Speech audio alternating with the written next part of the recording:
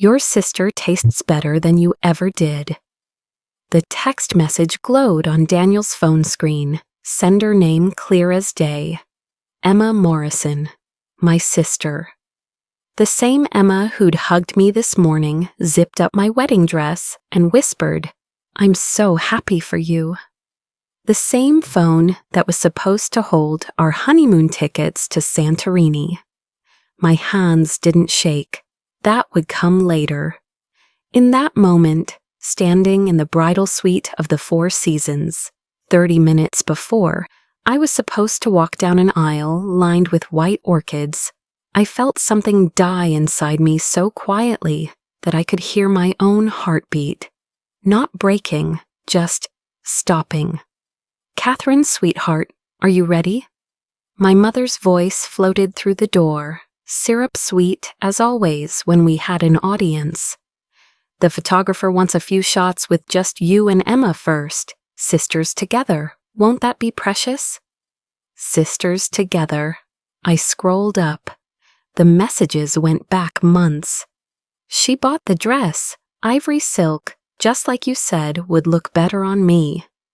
Can't wait until we don't have to hide anymore.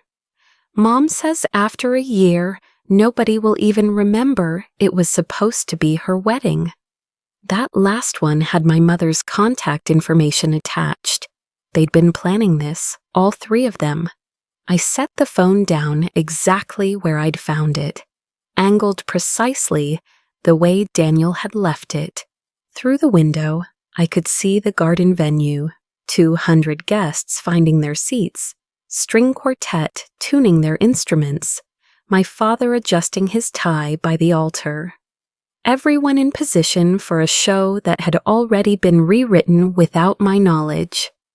"Catherine?" Mom's knock grew insistent. "The photographer." "5 minutes," I called back, surprised by how normal my voice sounded. How steady my hands were as I opened my clutch and pulled out the emergency credit card I'd kept hidden since college. The one they didn't know about, my grandmother's final gift, tucked behind her photo. "Stay independent," she'd written on the envelope. "Men disappoint, family betrays, but a woman with her own money is dangerous." I looked at myself in the mirror, 24 years old, wearing a dress that cost more than most people's cars, about to marry into one of Boston's oldest families. Everything my mother had groomed me for. Everything Emma had apparently decided she deserved more. The thing about discovering betrayal 30 minutes before your wedding is that you have two choices. You can burst out of that room, make a scene, give them the dramatic explosion they'd probably prepared for, or you can do something much worse. You can smile. "Actually, Mom," I called out, slipping my grandmother's credit card back into my clutch and picking up my bouquet. "I'm ready now." She swept in with Emma at her heels, both of them glowing with a satisfaction that made sense now. Mom adjusted my veil with practiced hands, the same hands that had signed messages coordinating my fiancé's affair with my sister. "You look adequate," she said, her highest compliment. Though Emma would have chosen a different neckline. "Wouldn't you, darling?" Emma's smile flickered for just a moment. "It's Kathy's day, Mom." "Of course it is." I turned to face them both, my smile mirror perfect. Though I did just have the strangest thought, what if something went wrong? What if the bride just disappeared? They exchanged a look I wasn't supposed to catch. Mom laughed, the sound like ice in crystal. "Don't be ridiculous, Catherine. You wouldn't dare embarrass the family like that." "No," I agreed, letting her adjust my train. "I wouldn't dare." The photographer knocked. "Ladies, we're losing the light." "One question," I said, stopping them at the door. "How long?" "How long what, dear?" Mom's confusion was Oscar-worthy. "How long have you been planning this?" The messages only go back 6 months, but I'm guessing it started before that. The silence that followed was worth every penny of the wedding my parents had paid for. Emma's face went white beneath her makeup. Mom's smile finally cracked. I don't know what you think you... Daniel left his phone unlocked. I smoothed my dress, casual as a Sunday morning. Amazing what people text when they think they're safe. Emma stepped forward, tears already forming. Kathy, I can explain. No need. I picked up my bouquet, white roses and baby's breath, innocent as the bride I was supposed to be. But I'm curious about one thing. Were you going to wait until after the honeymoon to announce it? Or were you planning something more dramatic? Mom found her voice first, shifting into damage control mode. Now, Catherine, let's not be hasty. Think about the guests, the families, your future. Oh, I am thinking about my future. I walked past them to the door, pausing with my hand on the handle. Just not the one you planned. The photographer was waiting in the hallway with his assistant, equipment ready. Beautiful. Now let's get some shots by the window with that gorgeous natural light. Actually, I said, handing my bouquet to a shocked Emma. I need to powder my nose. Why don't you get some shots of the maid of honor first? She looks absolutely radiant today. I walked down that hallway with perfect posture, past the spiral staircase, decorated with $10,000 worth of flowers, past the kitchen where the catering staff was plating the first course. I walked through the service entrance, past the loading dock, into the parking lot where valets were still arranging luxury cars like chess pieces. My heels clicked against the asphalt, each step a small rebellion. Behind me, I could hear the distant sound of the string quartet, beginning the processional music. In 5 minutes, they'd realize the bride wasn't coming. In 10, my mother would send security. In 15, Daniel would check his phone and understand. But by then, I'd be gone. I flagged down a taxi at the corner, must have looked insane. A bride in full regalia, climbing into a beat-up Crown Vic. Where to, miss? The driver stared at me in the rearview mirror. I pulled out my grandmother's credit card, solid and real between my fingers. Airport International Terminal. Running away from your wedding? No, I said, watching the Four Seasons disappear behind us, running toward everything else. As we merged onto the highway, my phone began its symphony. Calls, texts, voicemails. I watched the notifications pile up without reading them, then powered it off completely. Let them wonder. Let them panic. Let them explain to 200 guests why the bride vanished into thin air. The last thing I'd seen in Emma's messages was a photo she'd sent Daniel 2 weeks ago. Her trying on a wedding dress at Kleinfeld's. The caption for next time. Well, she could have this time too. The cruelest thing you can do to someone who betrayed you isn't revenge. It's refusing to play your part in their carefully orchestrated drama. The taxi driver kept glancing at me in the rearview mirror as we sped toward Logan Airport, probably wondering if he should call someone. A runaway bride was one thing. A silent one was another. You okay back there, miss? Perfect, I said, and meant it. For the first time in 24 years, I was exactly where I chose to be. My phone, even powered off, felt heavy in my clutch. Inside were 18 years of photos that told the same story over and over. Emma in the center, me at the edges. Emma on Mom's lap, me standing beside the chair. Emma's piano recital in the living room, me turning pages in the shadow. Emma's sweet 16 at the country club, Me helping serve drinks because the staff needed an extra hand. You'd think being forgotten would happen all at once, like a switch flipping. But it's more like erosion, so gradual you don't notice until you're already worn down to nothing. It started when I was 6 and Emma was 4. I'd won my first spelling bee, came home clutching that little gold trophy like it was made of starlight. Dad was traveling. Mom was on the phone planning some charity function. But Emma, sweet, golden-haired Emma, had fallen off her bike that afternoon and scraped her knee. "Not now, Catherine," Mom had said, waving me away while she kissed Emma's bandage. "Can't you see your sister needs me?" So I put my trophy on the kitchen counter and went to my room. The next morning, it was in Emma's toy box. She was playing with it, Mom explained when I asked. "You know how she loves shiny things. You can share, can't you? Good girls share."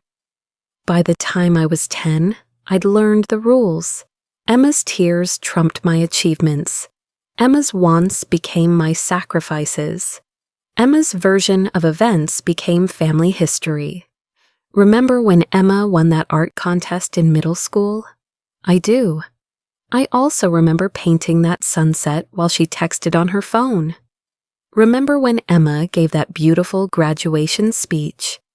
I wrote every word. Remember when Emma got into Boston College?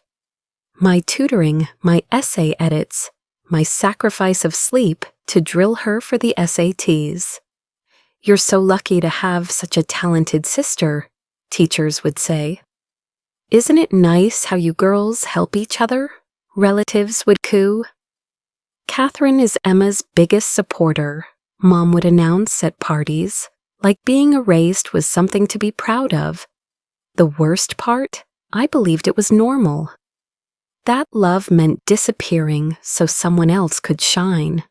Daniel was supposed to be different. We met at a bookstore, not a bar, not a party, not through family connections. A bookstore in Cambridge where I was picking up law school applications, and he was browsing architecture magazines.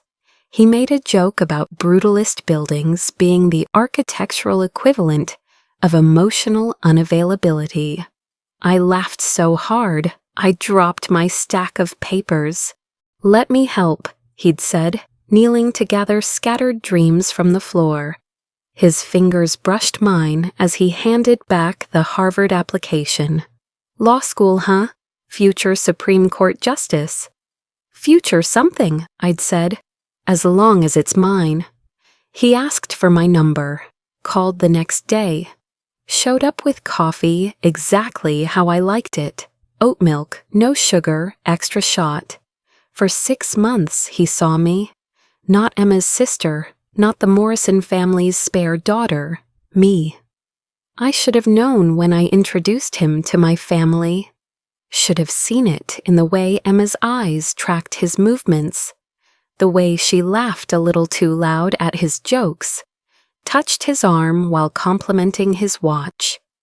Should have noticed when she suddenly developed an interest in architecture, started showing up to our dates with coincidental encounters. "Your sister's sweet," Daniel had said after one such ambush. "Kind of lost, though. Like she's trying to figure out who she is." "Yeah," I'd agreed, still blind.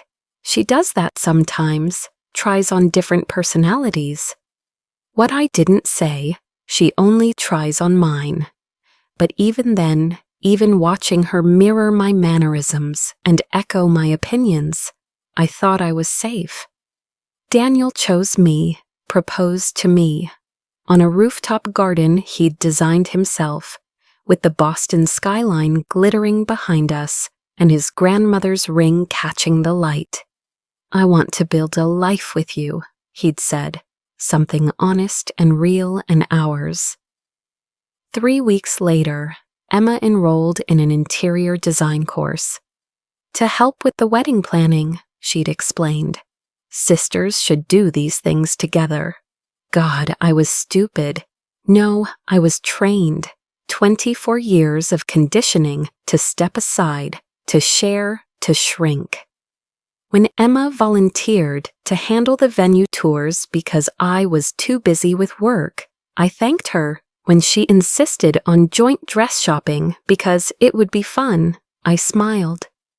When she needed Daniel's number to coordinate a surprise for me, I gave it without question. The signs were all there, written in a language I'd been taught not to read.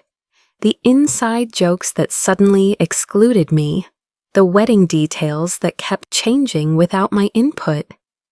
The way Mom started saying when one of you gets married instead of when Catherine gets married. JFK, miss, the driver announced. Which airline? I looked down at my dress, thousands of dollars of silk and delusion. International, first available flight out. Running far? Far enough. He pulled up to the departure curb. The meter read $47.83. I handed him $200. Miss, this is… For the story, I said, gathering my train to step out, and for not asking too many questions. Airport security gave me strange looks, but I breezed past. A bride in a wedding dress commands a certain horrified respect.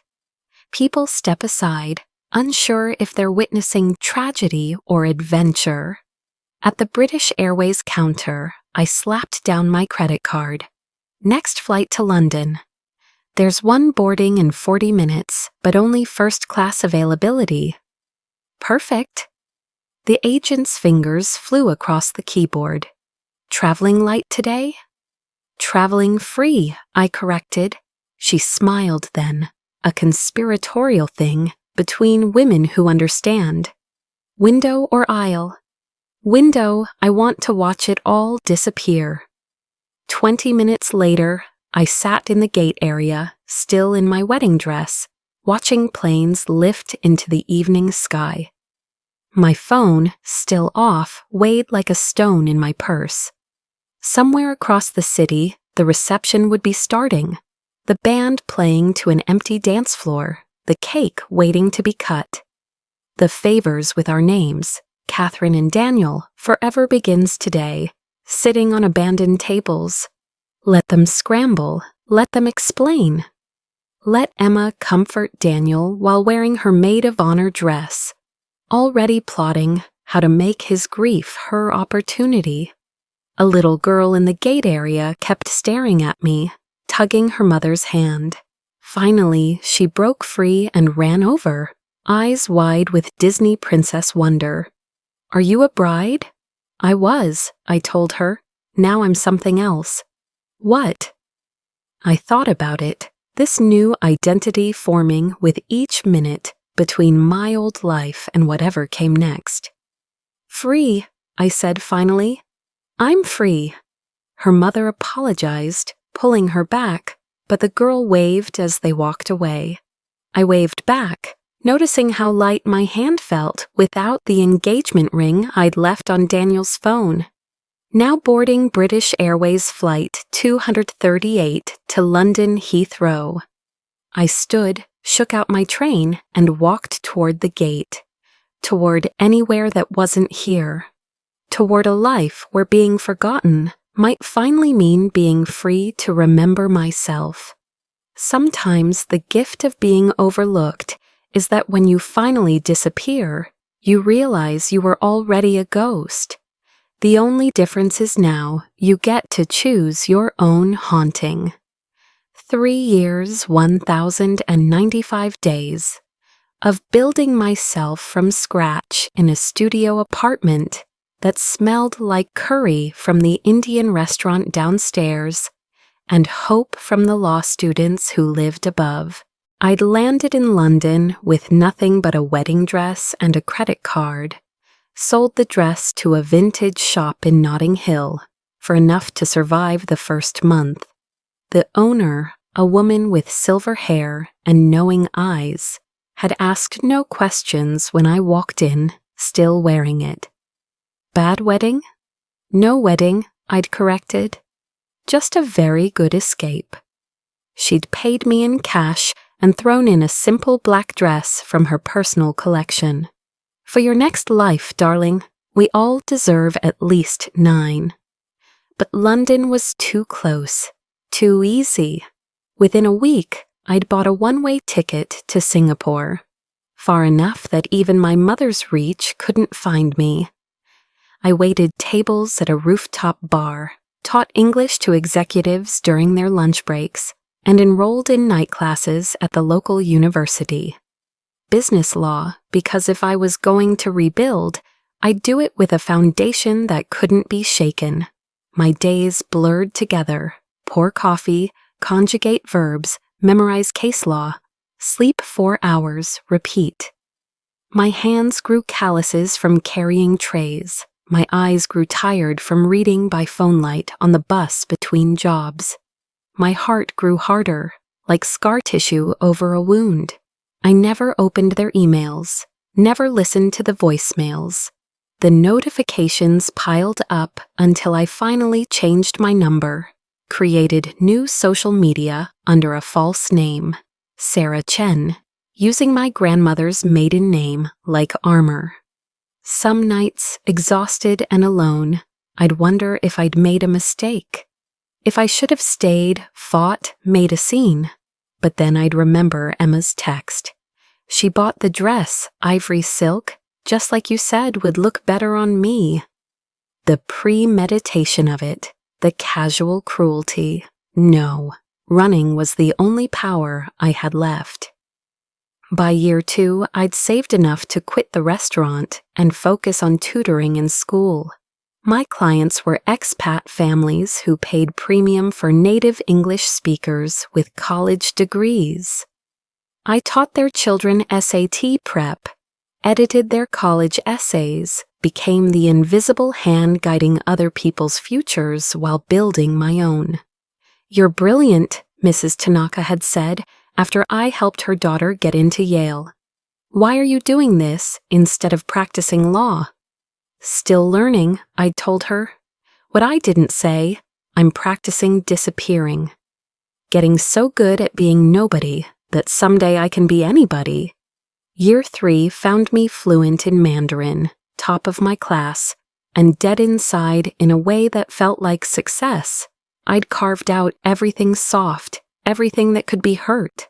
I was efficient, productive, empty. Then the invitation arrived. I don't know how they found my address.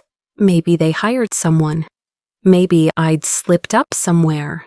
But there it was, slid under my apartment door while I was at the library. Cream envelope, gold embossing, my name in calligraphy, I recognized as Emma's, Miss Catherine Morrison. Not even my real name anymore. I'd legally changed it to Sarah Chen 6 months earlier, cutting the last thread. But they didn't know that. To them, I was still Catherine, still theirs to summon. I made tea before opening it. Earl Grey, no sugar, a ritual of calm before the storm. My hands didn't shake anymore. Another victory. Inside, the invitation was everything my wedding should have been. Embossed roses, letterpress printing, a photo of Emma and Daniel looking radiantly in love. The date was set for June, almost exactly 3 years after my non-wedding. The venue, the same 4 seasons, the same garden. But it was the handwritten note that broke something in me. "Kathy, I know things ended badly, but you're still my sister. I'd love for you to be there, to be part of our special day." Water under the bridge, right? Besides, someone needs to help with setup. You were always so good with the details. Love, Emma P.S. Mom says she'll cover your flight from wherever you are. Come home, we miss you. Help with setup. 3 years of silence, and she wanted me to come back to arrange flowers for her wedding to my ex-fiancé. The audacity was breathtaking, the cruelty casual as breathing. I held that invitation over my kitchen sink, lighter in hand, just like I'd imagined doing with the first one. But this time I watched it burn. watched their names curl and blacken, watched the photo melt into nothing. The smoke alarm shrieked, but I didn't move until every last piece was ash. That night, I did 3 things that would define the next decade of my life. First, I submitted my application to Harvard Law, not the National University of Singapore, where I'd been accepted, not the safe choice, Harvard. Because if I was going to rebuild myself, I'd do it with the best tools money could buy. Second, I walked into a 24-hour tattoo parlor and got my grandmother's last words inked on my ribcage in her handwriting. A woman with her own money is dangerous. The needle hurt like forgiveness, sharp, cleansing, permanent. Third, I deleted every photo that connected me to my past. Not in anger anymore, but with the methodical precision of a surgeon removing tumors. Each deletion felt like choosing myself. Baby photos, birthdays, graduations, family vacations, where I hovered at the edges, all gone. If they'd forgotten me so easily, I'd forget them completely. The acceptance letter from Harvard came 4 months later. Full scholarship, based on my essay about international business law and personal transformation. The admissions committee had been moved by my journey of self-discovery. They had no idea. I celebrated alone with champagne on my apartment's tiny balcony. Singapore's skyline glittering like a promise. Somewhere across the world, Emma was probably picking out wedding favors. Daniel was probably designing their dream home. Mom was probably telling everyone how both her daughters found happiness. Let them have their narrative. I was writing my own. My phone rang. The new number only 12 people had.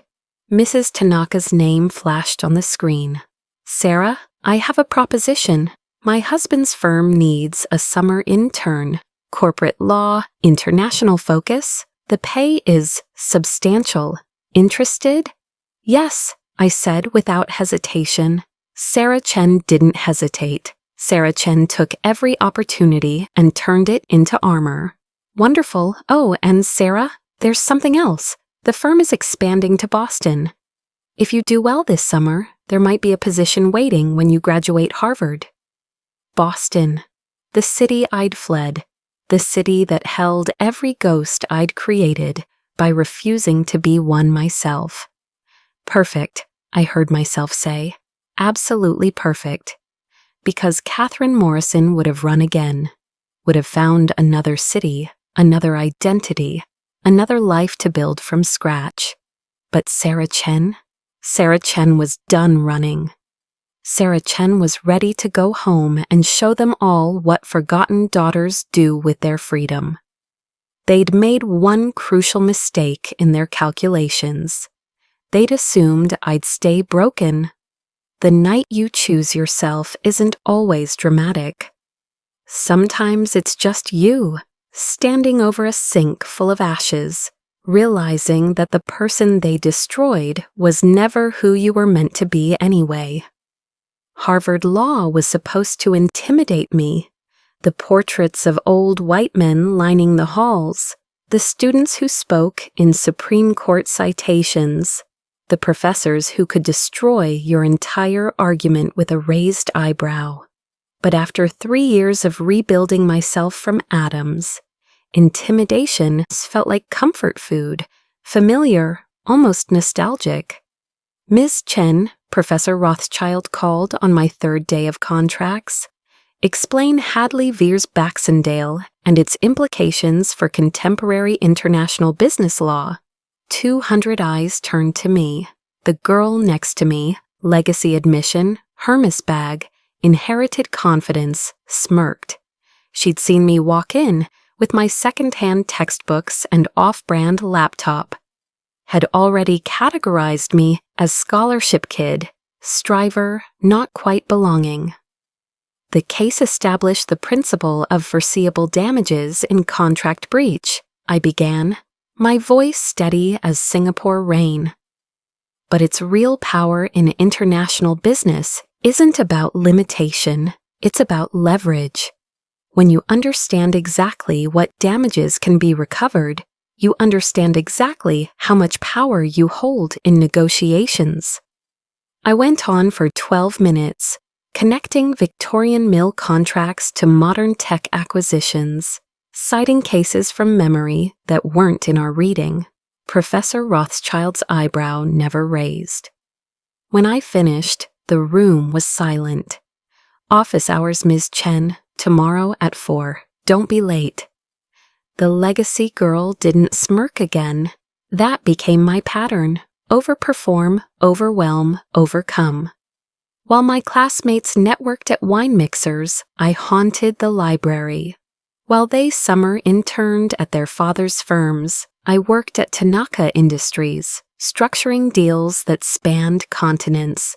While they posted about their ski trips to Aspen, I posted nothing. Sarah Chen existed in legal documents and academic records. Nowhere else. The ghosts found me anyway. Oh my God, Catherine Morrison, second year, spring semester, a coffee shop in Cambridge. I looked up from my international tax law textbook to find Brittany Weston, Emma's best friend since high school, maid of honor at the wedding that wasn't mine. I'm sorry, I said, voice politely confused. You must have me confused with someone else. No, it's definitely you, Emma's sister. We've been wondering. My name is Sarah Chen. I showed her my student ID, watched her face cycle through confusion. I get that a lot, though. Must have one of those faces. She left, but not before snapping what she thought was a discreet photo. I knew it would get back to them, let it. Let them wonder if the girl in Cambridge was their runaway bride, or just another Asian woman they couldn't quite place. After all, we all look the same to them, don't we? The real test came during my final year. Tanaka Industries was acquired by Blackwood International, and suddenly my little internship was connected to a Fortune 500 company. The transition team was coming to Boston. All interns would present their projects to the board, including Marcus Blackwood himself. I'd Googled him, of course. 35, built his first company at 22, sold it for millions, built an empire on the ashes of other people's failed dreams. The business press called him ruthless. His ex-wife called him emotionally unavailable. His shareholders called him profitable. I called him my target. Not romantically. I'd burned that part of myself in a Singapore sink. But Blackwood International was expanding into Asia, and I'd spent 3 years becoming exactly the lawyer they didn't know they needed. The day of presentations, I wore my best suit, still second-hand, but tailored to perfection. 12 interns, each given 10 minutes to prove their worth. I went last, watched 11 Harvard legacies stumble through PowerPoints about theoretical synergies. When my turn came, I didn't use slides. Blackwood International lost $47 million last year in failed Asian expansions, I began. Not because the markets were bad, but because you don't understand the difference between translation and transformation. Marcus Blackwood looked up from his phone for the first time all morning. I continued for 9 minutes and 30 seconds, outlining every cultural misstep, every legal oversight, every opportunity missed because they'd tried to transplant Western business models onto Eastern soil. In my final 30 seconds, I laid out a solution so simple it sounded like mockery. Hire people who exist in both worlds, or keep losing millions, your choice. The room went silent. The other interns looked horrified. The board members shifted uncomfortably. Marcus Blackwood stood up. Everyone out except Ms. Chen. When the door closed, he walked to the window, hands in his pockets. You just told me everything wrong with my company. You have good lawyers who tell you what you want to hear. Thought you might appreciate honesty for a change. He turned, and I saw what the photos missed. Intelligence sharp enough to cut. Exhaustion hidden under expensive suits. The Singapore expansion, you ran that for Tanaka. Not a question. He'd done his homework too. I structured it, local partnerships, cultural integration, regulatory navigation. Turned a projected loss into 18% profit in 16 months. And now Tanaka's gone. Absorbed, I corrected, by you, which means you already own my best work. Question is whether you want more. He smiled then, quick and dangerous. Dinner tomorrow, not a date. I don't mix business with anything else. But I have questions and something tells me you have answers. That dinner became weekly strategy sessions. Strategy sessions became a job offer. The job became a partnership in everything but name. We worked 100-hour weeks, spoke in spreadsheets, built empires over takeout containers at 3 a.m. You know what I like about you, Chen? He said one night. 18 months into our non-relationship, as we restructured a deal that would net the company billions. You're exactly who you claim to be. No family drama, no hidden agendas, no past trying to claw its way into the present. Boring, you mean? Efficient, he corrected. Clean. If only he knew, but Sarah Chen was clean.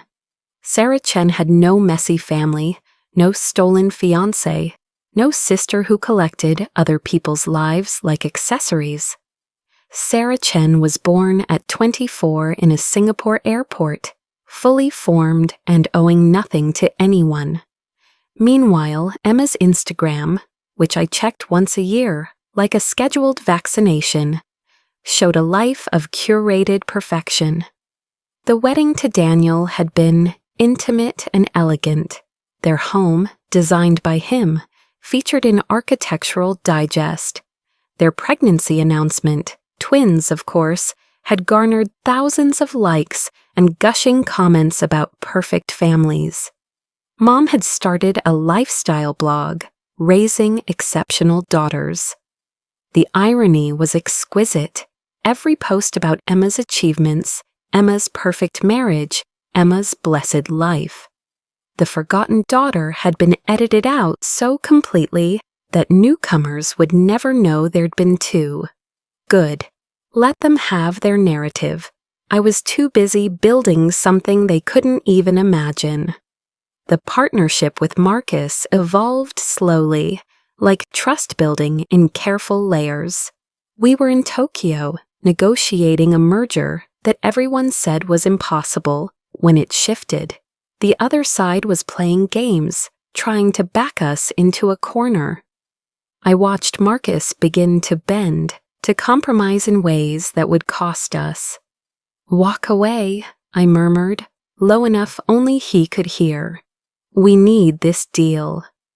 No, they need this deal. We have options. They have debt. He looked at me, really looked at me. For the first time in 2 years of working together. You're sure? Trust me. He stood, apologized for wasting their time, and walked out. I followed. In the elevator, he turned to me.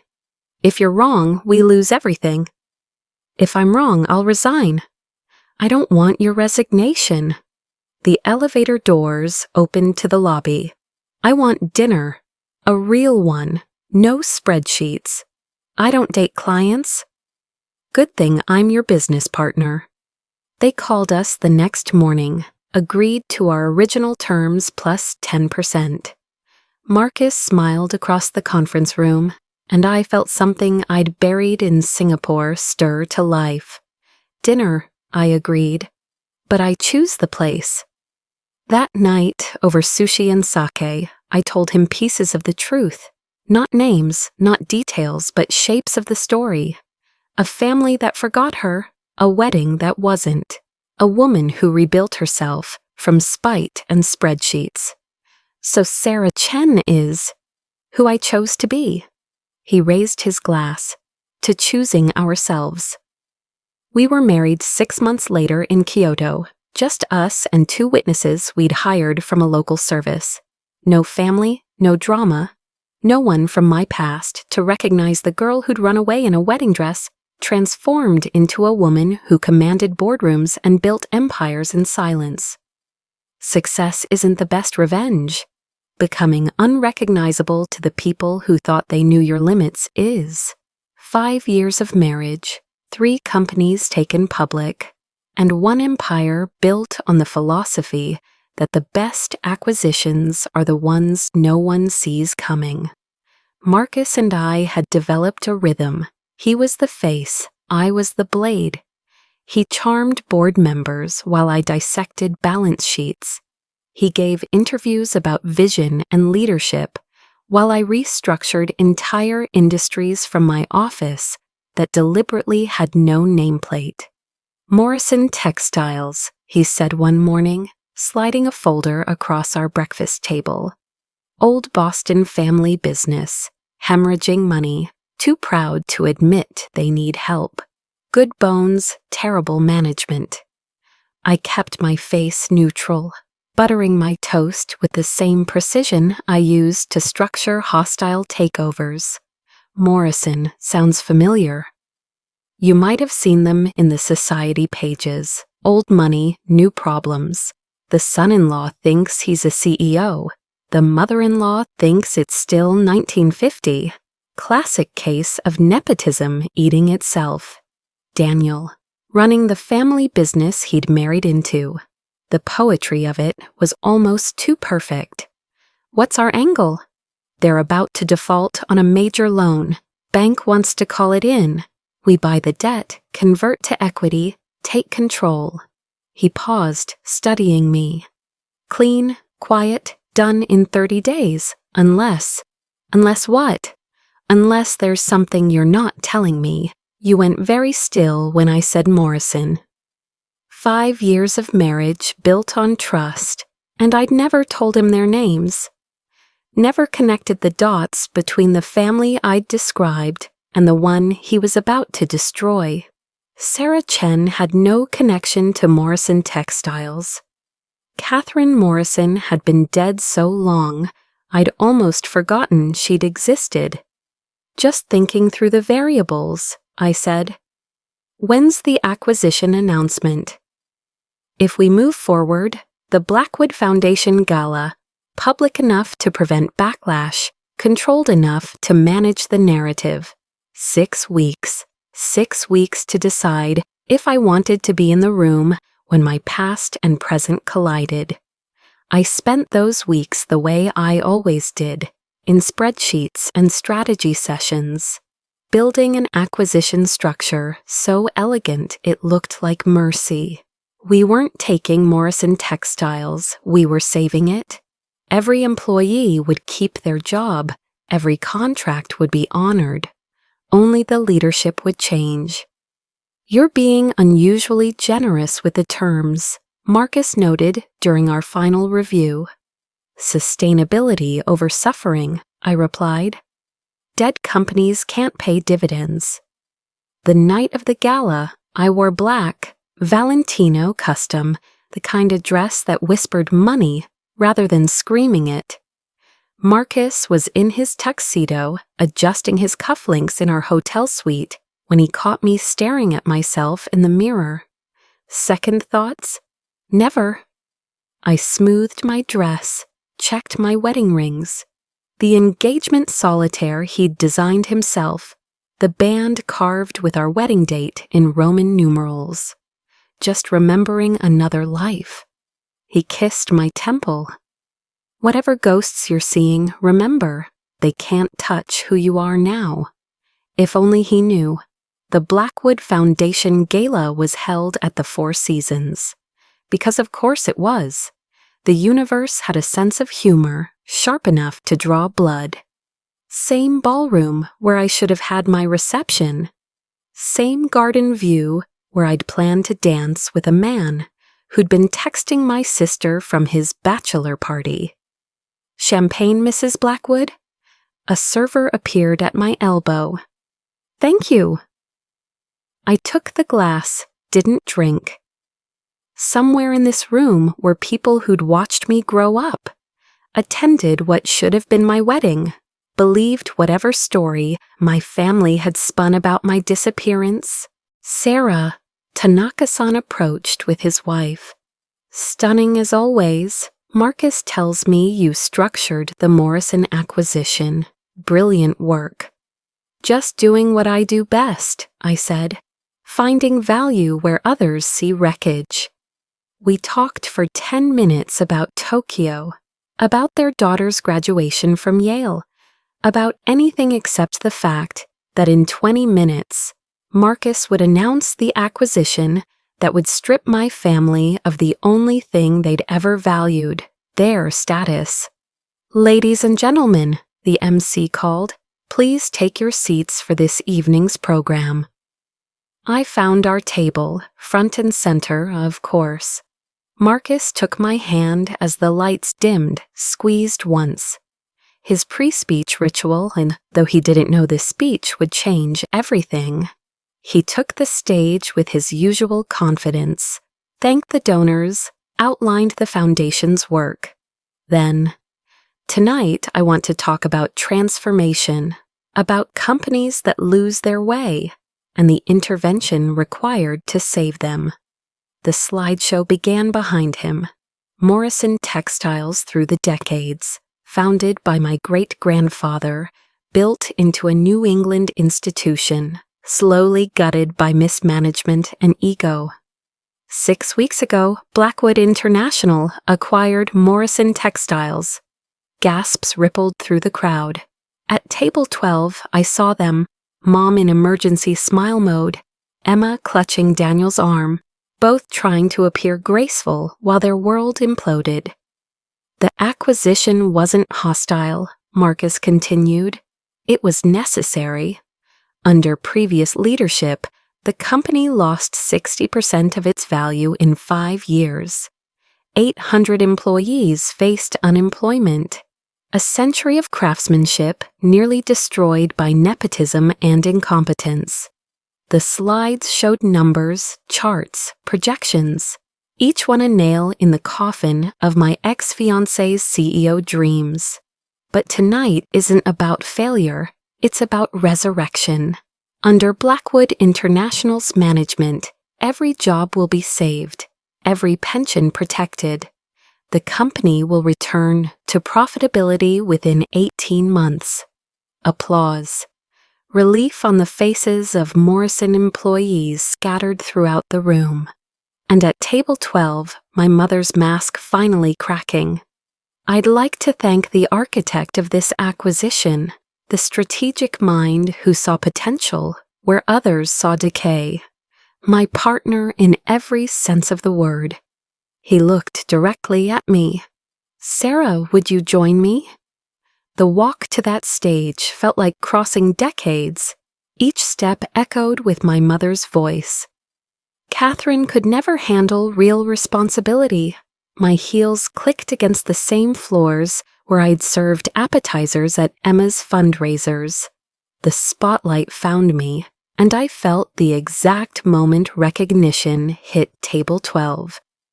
Thank you, I said into the microphone, my voice carrying to every corner of the ballroom. Transformation is never easy. It requires letting go of what was to make room for what could be. Morrison Textiles has incredible potential. We simply removed the obstacles to its success. I looked directly at Daniel when I said obstacles, watched him shrink into his chair. Questions? Marcus offered, opening the floor. A reporter raised her hand. Mrs. Blackwood, your strategic work is legendary, but you maintain such a low profile. Why reveal your involvement now? Because some victories deserve a face, I said. And some transformations need to be witnessed by the people who never thought they were possible. Emma was white as her napkin. Mom's hands shook around her water glass, but it was Daniel's face that gave me the most satisfaction. The dawning realization that Sarah Chen, who'd stripped him of his CEO title, was the woman he'd betrayed for a prettier sister. "One more question," Marcus allowed. The terms of the acquisition were remarkably generous to employees. Was that strategic or personal? I smiled, the one I'd learned in boardrooms where men underestimated me until the moment I destroyed them. Good business is always personal. We believe in protecting people who do the work, not those who simply inherit the titles. Marcus thanked the crowd, and we left the stage to thunderous applause. But the night wasn't over. They found us during the dessert service, Emma leading the charge, while our parents flanked her like reluctant soldiers. Catherine, her voice was exactly as I remembered, sweet on the surface, calculating underneath. "Oh my God, it is you." "I'm sorry," I said pleasantly. "You must have me confused with someone else. I'm Sarah Blackwood." "Don't be ridiculous," Mom interjected, her society smile sharp as glass. "We're your family, whatever game you're playing." Family? I let the word hang between us like a blade. I don't recall having one of those, though I did recently acquire a textile company. Horrible management. We had to completely restructure. Daniel finally spoke, his voice rough. "You did this on purpose? You targeted us?" "Targeted?" Marcus appeared at my shoulder, protective and confused. "I'm sorry, have we met?" "This is my—" Emma started. "No one," I cut her off. "They're no one to me, though I believe you used to work for Morrison Textiles?" I addressed Daniel with polite disinterest. "I'm afraid your position was eliminated in the restructuring. The severance package should be generous enough to start over." The same words he'd texted Emma the night before our wedding. "After a year, we can start over." "Please." Mom's mask finally fell completely. "Catherine, sweetheart, let's discuss this privately." "There's nothing to discuss." I linked my arm through Marcus's. "If you'll excuse us, we have other guests to greet." The best revenge is when they realize the person they destroyed was just a cocoon, and what emerged was something they could never touch, never claim, never call family again. We didn't make it 10 feet before Mom caught my elbow. Her grip was desperate, her manicured nails digging in like she could anchor me to a past I'd already sailed away from. "5 minutes," she hissed. "You owe us that much." "Oh." I gently extracted my arm, the movement practiced from years of boardroom handshakes that lasted too long. "I paid all my debts when I left you 300 guests and a reception already paid for." Marcus's hand found the small of my back, steady and sure. "Sarah, is everything all right?" "Perfect," I said, meaning it. Just some former clients who seem confused about boundaries. But Emma, sweet Emma, who'd never met a situation she couldn't manipulate, started crying. Right there in the middle of the gala, surrounded by Boston's elite, she let tears run down her face in perfect streams that somehow didn't disturb her makeup. "Please," she whispered, "I know you hate us, but could we talk? There are things you don't understand." The crowd was starting to notice. Phones appearing in hands, whispers spreading like wildfire. The Morrison family drama playing out at the Blackwood Gala. The society pages would feast for weeks. "The terrace," I said quietly. 5 minutes. the garden terrace overlooked the same grounds where I should have been married 8 years ago. Fairy lights strung between the trees, the city skyline glittering beyond, beautiful and poisoned, like everything else about this place. Marcus stayed by the door, giving us space but keeping watch. I'd explain everything later. For now, I faced the 3 people who'd taught me that family was just another word for people who knew exactly where to insert the knife. "You look good," Daniel said awkwardly. "Successful." "I am successful." I studied him, older, softer, wearing a tuxedo that probably cost more than most people's cars, but somehow still looked cheap on him. "Though I hear you can't say the same." "That's not fair," Emma jumped in. "The economy, the market changes."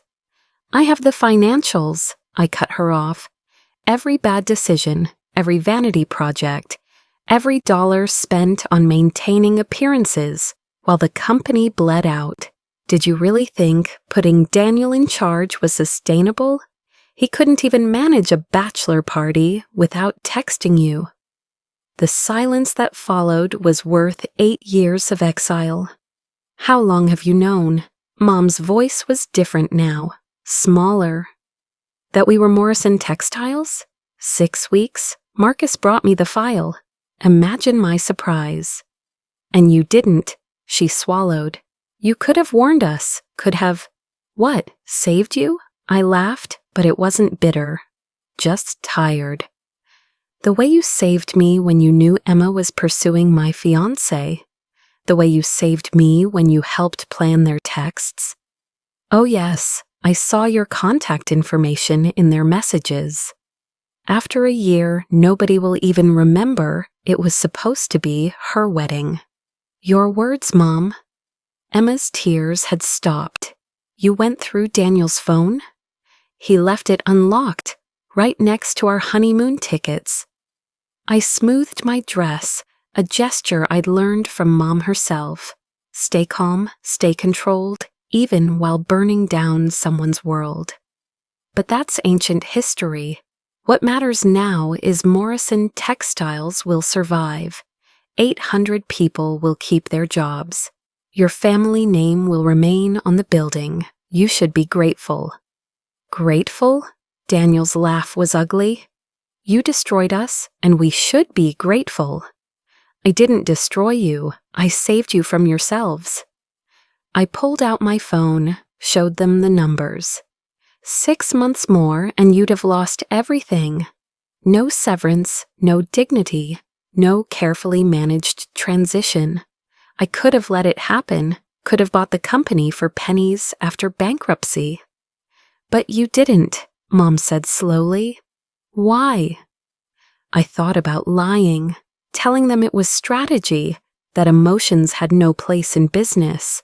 But looking at them, smaller than my memories, older than their Instagram filters, desperate in a way I'd never seen, I decided on one final truth. Because I'm not you. I put my phone away. I don't need to destroy people to feel powerful. I don't need to steal someone else's life to feel worthy. I don't need anything from any of you anymore. "Kathy," Emma reached for me. "Sarah," I corrected. "Catherine died in a bridal suite 8 years ago. You killed her, remember? With every ignored achievement, every stolen moment, every time you made me small so you could feel big." "We loved you," Mom said, and for the first time in my life, she might have meant it. "No, you loved the idea of me, the supporting role, the backup daughter, the one who would always step aside." I looked at each of them, memorizing these faces for the last time. "But I need to thank you. Because of you, I learned to step forward instead, to take up space, to build kingdoms in places you'd never think to look." Marcus appeared at my shoulder. "The mayor's asking for you. Something about the sustainability initiative?" "Of course." I turned to go, then stopped. reached into my clutch, and pulled out 3 envelopes I'd been carrying for 6 weeks, hoping I wouldn't need them, knowing I would. "Severance packages," I said, handing one to each of them. "More than generous, enough to start over if you're smart about it. Daniel, there's a reference letter that doesn't mention your performance issues. Emma, I've included contacts at 3 textile companies that might appreciate your actual skills, whatever those are. Mom, there's information about a position at the Highland Park Society. They need someone who understands appearances." They stared at the envelopes like I'd handed them bombs. "Why?" Daniel asked. "Because success is the best revenge, but grace is the best victory." I linked my arm through Marcus's. "Be well, be better, be gone from my life." We walked back through the ballroom, past the whispers and stares, past the memories and ghosts. In the car, Marcus was quiet until we reached the highway. "Morrison," he said finally, "your maiden name." "Was. And Daniel." "Also was." He processed this, fingers drumming on the steering wheel. "You let me acquire your family's company." I structured the acquisition of a failing business. That it belonged to people who failed me was too coincidental. He pulled over, turned to face me. "Sarah, that's the only name that matters," I said. "The only person I've ever been with you, Sarah Chen, who became Sarah Blackwood. The rest is just backstory." He studied my face for a long moment, then smiled. "You know what I love about you?" "What?" "You're exactly who you claim to be. Even the parts you hid were still you, brilliant, strategic, and absolutely terrifying when crossed. You're not angry?" "Angry?" He pulled back onto the highway. "I'm impressed, also reminded never to leave my phone unlocked around you." I laughed, real and free. "Deal?" The next morning, I had a package delivered to each of them. Inside, a single photograph, the one from Emma's deleted Instagram, the one where she'd captioned, "Some ghosts wear designer dresses." Below it, I'd written, "This ghost has better things to haunt. Consider this closure." I also included the Morrison family Christmas ornament I'd kept for 8 years, the one with all our names engraved. Except I'd had mine professionally removed, leaving a smooth, empty space where Catherine used to be. Let them see, every holiday, for the rest of their lives, the shape of what they'd lost. Dignity isn't about winning every battle. It's about choosing which wars deserve your presence and which ghosts deserve your absence. 10 years later, I stood in the same boardroom where Marcus first called me terrifying. Sunlight streamed through floor-to-ceiling windows, painting golden squares on the mahogany table, where we'd built an empire one acquisition at a time. "The Morrison Anniversary Gala is next month," my assistant mentioned, scrolling through her tablet. "They're honoring the company's successful decade under Blackwood management. Your attendance has been requested." "Decline," I said, signing documents that would fund scholarships for young women escaping impossible families. The Catherine Morrison Foundation, using the name I'd shed like dead skin, repurposed into something that could save others. "Send a donation instead." She left, and I turned to the window, watching Boston spread below like a map of every choice I'd ever made. Somewhere in that maze of streets, Emma was probably picking up her children from the private school she could still afford because of my severance package. Daniel was working at a small firm in the suburbs, honest work, finally. Mom volunteered at the Highland Park Society, planning fundraisers for causes she'd never cared about until she needed the paycheck. I knew because I kept tabs. Not from bitterness or obsession, but the way you'd monitor a hurricane that had passed, checking it hadn't circled back, hadn't gathered strength for another strike. Marcus found me there an hour later, 2 cups of tea in hand. Earl Grey, no sugar. He'd learned my rituals without me having to teach them. Thinking about ghosts again? Just echoes, I said, accepting the warmth. Did you know sound waves never really die? They just get fainter and fainter, bouncing off surfaces into infinity. Is that what the past is? Echoes getting fainter? I thought about the girl who'd stood in a bridal suite, reading texts that rewrote her entire life. The woman who'd burned an invitation over a Singapore sink. The one who'd walked across a ballroom stage to claim victories they'd said she'd never earn. The past is what happens when you mistake someone's potential for their breaking point. He set down his tea, pulled me close. Any regrets? One, I admitted. His eyebrows rose. In 10 years of marriage, I'd never admitted to regrets. I regret that I spent so long trying to be worthy of people who couldn't see worth unless it wore Emma's face. I turned in his arms, faced him fully. Every moment I spent serving appetizers at her parties, editing her essays, dimming my own light so hers could shine brighter. I gave them my 20s, my formative years, my first understanding of love. And now I understand that the best revenge isn't success or money or taking their company. I smiled, the real one he'd taught me to wear without armor. It's building a life so full, so complete, that there's no room for their echoes anymore. My phone buzzed, a text from an unknown number, but I recognized the area code. Boston, Old Boston, Morrison, Boston. Saw the announcement about the foundation scholarships. Thank you for using the name for something good. I showed Marcus, who read it with careful eyes. Will you respond? No, I said, deleting the message. Some conversations are complete in their silence. That night, we hosted dinner for the scholarship recipients. 20 young women who'd escaped impossible situations, each carrying their own ghosts, each building their own empires.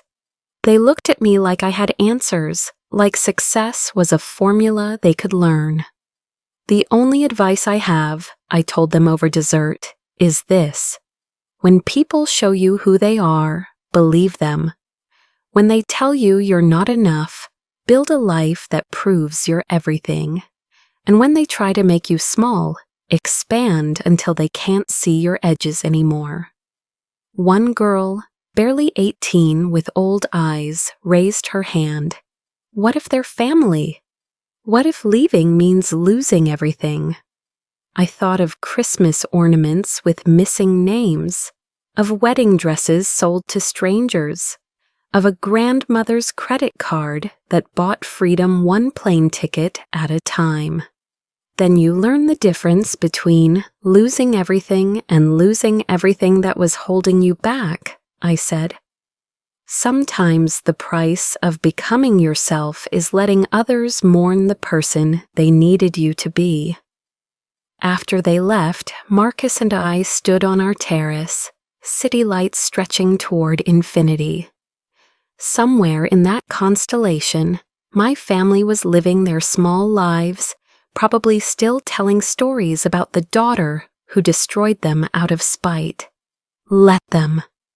Stories were all they'd ever really had, narratives they built to justify their choices, myths they told to make themselves heroes. But I had something better than stories. I had truth, success, love that didn't require me to shrink. A name I'd chosen, a life I'd built, a future that belonged to no one but me. What are you thinking? Marcus asked. That revenge is a dish best served by not serving it at all, I said. by building a table where your former life wouldn't even qualify for scraps. He laughed, pulled me closer. Remind me never to cross you, Sarah Blackwood. Oh, you couldn't, I assured him. You see me, the real me. That makes you infinitely too valuable to lose. We went inside, leaving the ghosts to their echoes and the past to its infinite fade. Tomorrow there would be more companies to save, more scholarships to fund, more empires to build, on the ashes of other people's limitations. But tonight I was just Sarah Blackwood, formerly Catherine Morrison, finally nobody but herself. And that was the most elegant revenge of all. They say living well is the best revenge. They're wrong. Living so well that revenge becomes irrelevant, that their opinions become whispers in a hurricane of your success. That's not revenge, that's transcendence. Did this story of refined revenge resonate with you? Do you have your own tale of rising from the ashes of betrayal? Subscribe to Refined Revenge, where we share stories of elegant vindication, sophisticated success, and the art of winning without ever throwing a punch. Because the best revenge isn't served cold. It's served with such grace that they thank you for it. Click subscribe and join our community of phoenixes who turned their burns into light. Your story of transformation could be next.